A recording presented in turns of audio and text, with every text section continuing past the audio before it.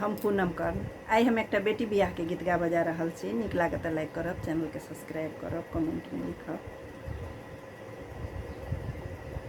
हमारे बेटी छथि सुंदर सलोनी, न जानो बरे के हन मिलत।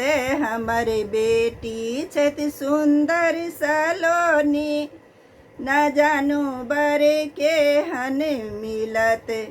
बेटी के पापा बर खोज चलली, बेटी के पापा बर खोज चलली। अमारानी के मन छन उदास, न जानो बरे के हन मिलत।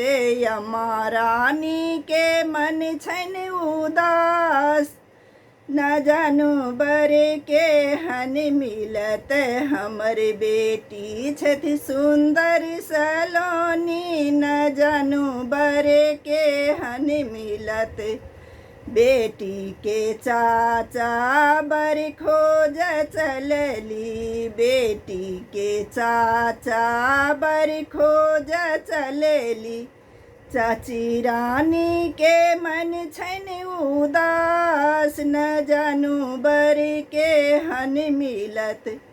चाची रानी के मन छन उदास, न जानो बरे के हन मिलत।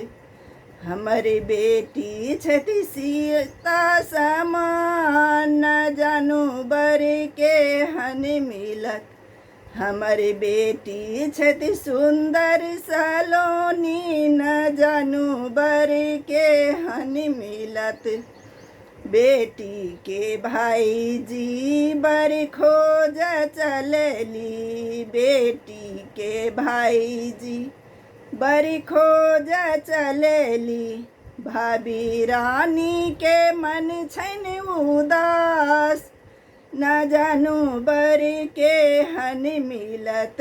भाभी रानी के मन छन उदास, न जानो बरे के हन मिलत। हमर बेटी छथि सीता समान, न जानो बरे के हन मिलत। हमर बेटी छथि सुंदर सलोनी, न जानो बरे के हन मिलत।